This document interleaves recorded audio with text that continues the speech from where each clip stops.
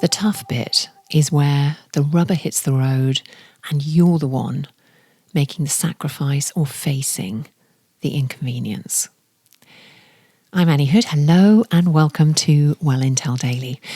This is the podcast that makes wellbeing work for you and your business. The NIMBY acronym is well known in the context of housing development. It stands for Not in My Backyard, NIMBY, referring to folks who agree that more housing is required, but they don't want that development anywhere near where they live. And it's becoming a similar story in the realm of climate response, action, and behaviour. During April, a YouGov survey was carried out in 7 European countries, covering a minimum of 7,000 people. The survey showed that large majorities of those surveyed, including in the UK, are disturbed by the climate crisis and would willingly back government policy and take personal steps to battle the issues and put in place the sorts of measures that are needed. But the more a measure changes the lifestyle of you and I, the less it is supported. So in other words, there is macro agreement in principle to take action to stop the climate crisis worsening.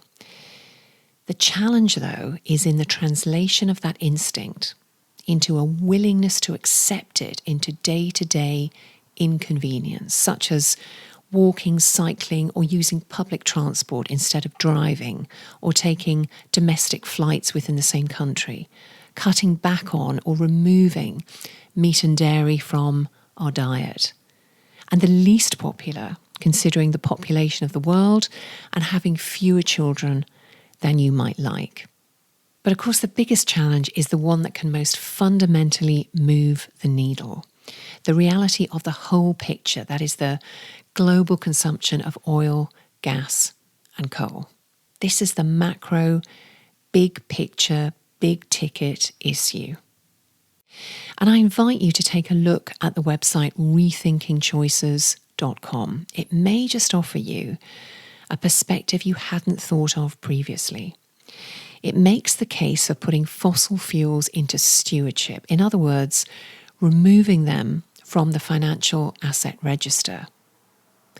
They make the case further that those who control oil, gas and coal in turn hold the ability to control climate change.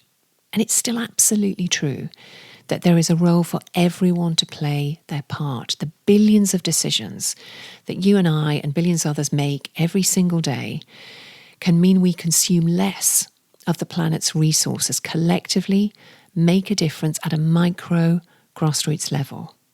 All of this matters. It isn't going to go away, and whether you're in a position to influence at a macro level or in your own small way, be under no illusions, all of it makes a difference, from increased knowledge of the issues to the changes needed in everyday life. Tomorrow, the UK is home to a high number of unicorn businesses.